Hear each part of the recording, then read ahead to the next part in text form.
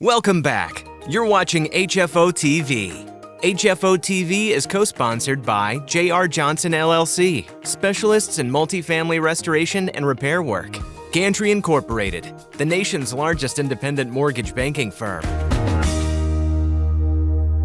Welcome back to HFO-TV. I'm Greg Frick, partner at HFO Investment Real Estate.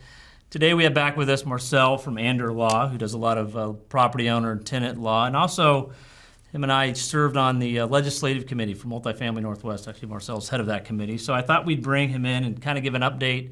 I know there's been a lot of stuff written about what happened legislative-wise in Salem.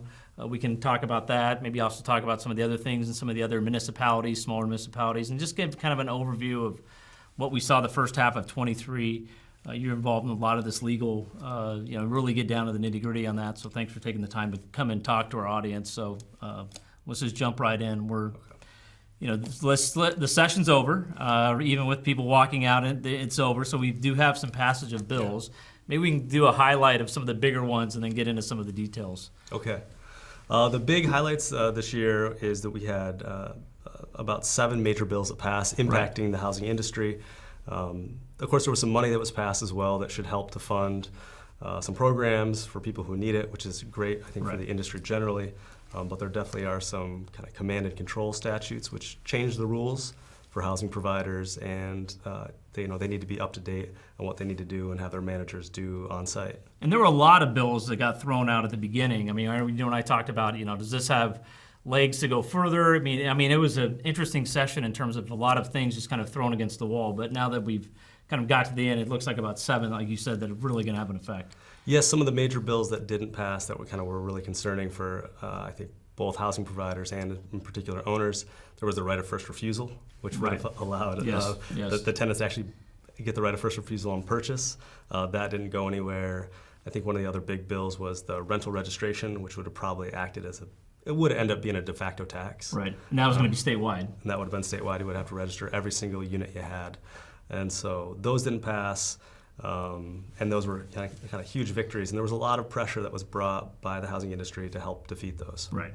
No, we spent a lot of time down there, and you spent an inordinate amount of time down in Salem and negotiating. So a couple that did pass that just got signed.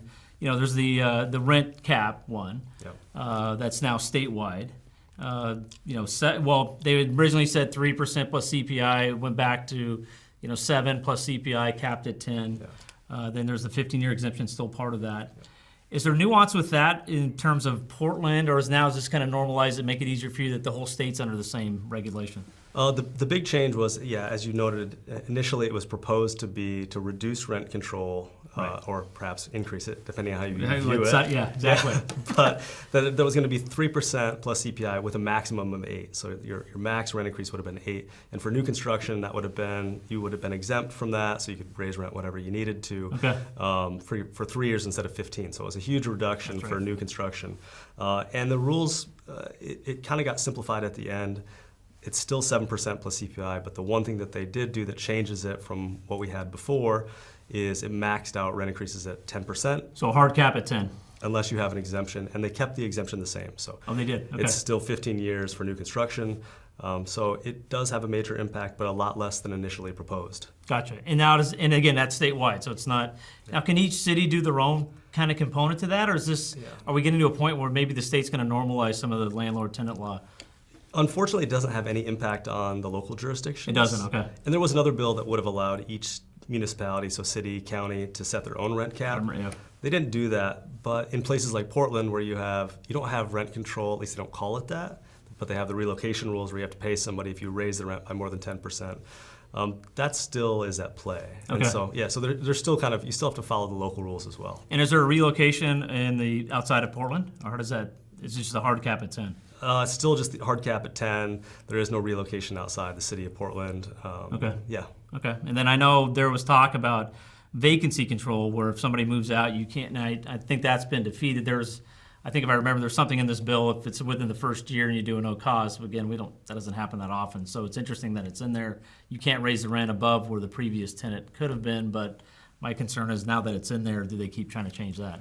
Yeah, that's an interesting provision, and it doesn't come up a whole lot, Right. Because people don't really no-cause people very often. Especially within the first year, yeah. Yeah, so it won't. I don't think it'll impact the industry very much. Right. Yeah. Yeah. No, I think the way it's written will be fine. It's just now did they kind of expand that every other year that we have these? So. And I think the big thing with rent control that people should be interested in and know about is that it became effective immediately. Right. So on July 6th. So whereas lots of bills, they'll go into effect January 1st of next year. This one went into effect as soon as the governor signed it. So any rent increase notices that were mailed out on or after July 6th are subject to the 10% cap. So if somebody did mail it out after July 6th, they've got to rescind that and do a new one. Yep. And what about something that mailed in June? So if you mailed it in June or even July 5th or before, even if they're more than 10%, because this year you can do 14.6%, Right. Those are still completely valid, assuming that they met all the other requirements. Got it. Okay, so you don't have to okay, that's good to know. What about some of the other bills that went through that we were kind of watching? I think the other major bill passed, it was one of the first bills that we had passed this session, which was House Bill 2001. The big change there is it extended the timelines for enforcing the right to rent. And so, if someone was going to have to terminate a tenancy because someone didn't pay rent that month, it extends it out from 3 days to 10 days. And if you have to go to court, it kind of extends some of those court deadlines out about a month or a month and a half. So it slows the process down. You have to give some new disclosures. But those only apply to those non-payment cases. So just the non-payment cases. Yeah. Now, is this more of a reflection of the kind of the stuff that we had in place for COVID and just extending that out? Yeah, it's really similar to the COVID rules, and that during COVID we could only give a 10-day notice for non-payment. The other major change, though, is what they call the right of redemption, and that is as soon as you issue a termination notice for non-payment, let's just say it's for 1 month, as long as they pay what's ever demanded in the notice before there's a judgment of eviction, then you have to start all over. And so lots of times with these new extended timelines, it could be they could now owe for 3 months by the time they pay that amount. They're only paying you for 1 month, you have to start over. Right. So do you think being in your world where you're dealing with this and do you think there will be an administrative change to make that, where, hey, I'm not filing for somebody that didn't pay 1 month, we're third month in now, and I can only, is there momentum for that, you think? I think with my clients, everyone kind of, they're going to mobilize their own strategies for how best to deal with that. Right. I think some people might adjust their strategy, and if someone comes in and says, hey, I'm just waiting on a check, it's going to be here next week, they might actually kind of wait because they know that if you go to court, you're going to have to spend that money, and if the money comes through just a week later. Over. Yeah. I got it, okay. Yeah. And so if people have questions, they should reach out to, like you said, your firm specializes in landlord-tenant law, so here in Portland. If you want information, you go to the website below. But so that's, what's a couple other ones? I know, like you said, there's a handful of them that got through. Well, on a positive note, we passed Senate Bill 1069, and so I got to work on that quite a bit personally and advocate and lobby for that. And while it sounds like it's somewhat of a minor change, it allows you to give notices electronically. If you're a bigger kind of property manager or owner, it could really be really efficient sending out your renewal notices or deposit accountings. So the idea is that it's going to update some of your practices to kind of come in line with the 21st century, be more efficient, and so that was one that we were able to pass. Oh, good. And we passed it. Oh, great. Congratulations. Yeah. I mean, we don't get many victories down there, but we got to celebrate the ones that we get. So now we can go to I'm sure there's some steps you got to go to get people geared up for electronic noticing, but at least that's an option now. Yeah, and so that'll start January 1st. There's new forms that you'll have to kind of complete and fill out and make sure that they're done correctly, but that is an option. Oh, good. That's good. Okay. And any other big highlight ones you want to highlight? Yeah, in addition, there was House Bill 3443. That has yet to be, I believe that went into effect yesterday because the governor either signed or she definitely didn't veto. Right. But that creates some extra protections for people who are bias crime victims. So if someone is, if they're targeted and they're either assaulted or someone attempts to assault them because of their kind of protected class, whether it's race or national origin, gender identity, that person is going to be able to get out of their lease. They can't be held accountable for certain fees. Oh, really? Okay. So it adds an extra layer of protection. It's very similar to kind of the protections that domestic violence victims get. So it adds another class kind of for that and gives them some flexibility. Yeah. Okay. Is a burden on them to prove that, or how does that? Is it kind of vague? If they say that the damage was caused as a result of them being a victim of domestic violence, you can ask for proof. Got it. And there should usually be some sort of proof, such as a police report or something like that, and they could provide that as documentation to say, hey, the wall or the door got damaged in this way, and here's the police report. Oh, gotcha. Okay. All right. And then one of the other bills that passed this session was House Bill 2680. That changed some of the screening requirements in that you have to provide a receipt once you screen somebody, a confirmation of the receipt. It adds gender identity as a protected class, which Oregon already had. Already had that anyway, right? Yeah. Yeah. Okay. So on that one, I know there was talk about when Eugene tried to pass the $10 cap on screening fees. Yeah. This is not in relation to that. This is a different thing statewide. I know that got defeated. I mean, where do you see that going in terms of these screening fees and costs? So that's an issue that's going to be definitely come back in the short session in 2024. Okay. So every other year we have a short session. Right. It's limited legislation, but they're already working on some bills that would either limit or cap the number of screenings you can do or potentially the cost. So, but it's in its pretty early stages. Myself, Multifamily is working on that right now, working with some legislators. Okay. But we'll see where that legislation goes. Is the feeling down there that they think people are just charging an inordinate amount for screening, or I get confused as kind of what the goal is for that?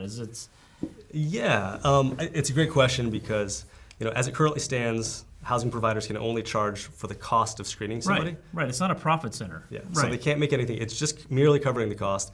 And of course, the purpose is to make sure that someone's not a felon or that they're not dangerous or that they don't have a history that would tend to show that they're perhaps not going to be able to pay their rent or they're going to damage the premises or they're going to be a nuisance.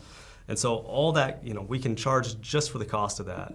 But what you hear, and this is often something that you hear in Salem, is you have a small group of voices that are very loud, right. And they say, hey, we have some people who have a hard time finding houses, they don't have a lot of money, and because of this, it's really hard for them to go around and submit for the application. Yeah. But lots of times those people don't even qualify, and they should be able to see that when they look at the application. But there's just a lot of pressure, I think, from certain groups to try to lessen that burden on that very small, select group of people.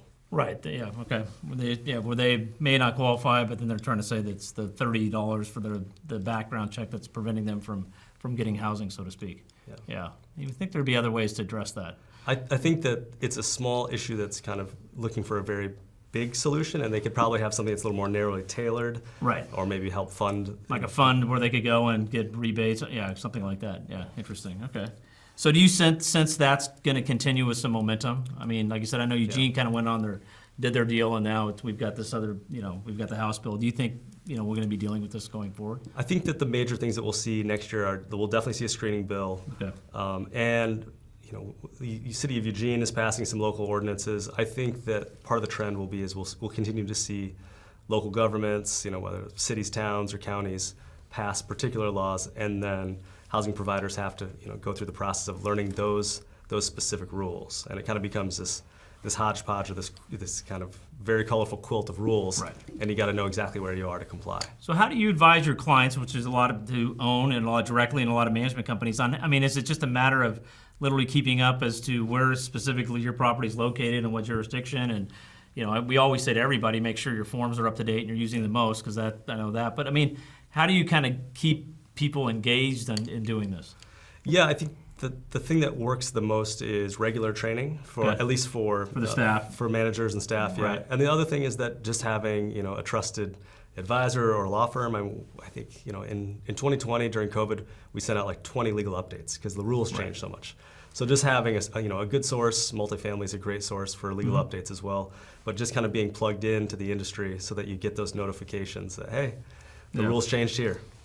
And then what do you?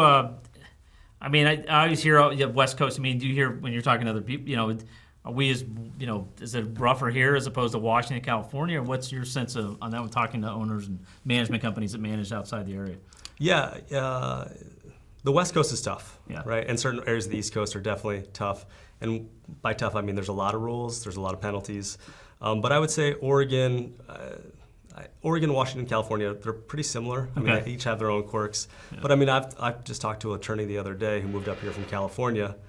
And when he first moved here in 2015, he said, hey, it seems like this is so much easier and less restrictive than California. 8 years later, he says, it It's seems not very restrictive now, Right. and maybe they even went a little too far. Yeah, yeah. Well, hopefully, if we get some normalization where it's each, I don't want to say statewide because that's tough, but more of that as opposed to, like you said, each city or county doing their own deal. I mean, during COVID, that was just am I in this pocket? Do I get the? It was a nightmare for you guys. Yeah, I think it would be really nice from a compliance standpoint and for, I think, just making things simple and straightforward to make the rules the same everywhere. And I know like a lot of the local cities may not like that idea, but it would be good for the industry to have a consistent set of rules Right. that apply to everyone everywhere. Well, I want to thank you for taking the time and all the work you do in this committee. It's great. As I said, if you want information on how to get hold of Marcel, there's the website below. But again, I think the big thing we've both talked about over the years is you've got to be active in terms of legislative. If there's a call for action, we really do need owners to be involved. And a lot of times they're leaning on their property managers. And I understand I'm not expecting every owner to know every nuance of noticing and all that, but there are times when we do need support to get down there to Salem or write to your legislator and talk about the issues that we, as a rental housing provider, it is not easy, and they're not making it easier to provide this service. So thank you for all the work that you do, and we'll see you next time. Thanks. Thank you. We'll see you next time on HFO TV. Thank you. Our entire office specializes in multifamily real estate, making HFO the largest multifamily brokerage in the Pacific Northwest. Your success is our passion. Build your legacy with HFO. Call 503-241-5541 or visit our website at hfore.com for more information.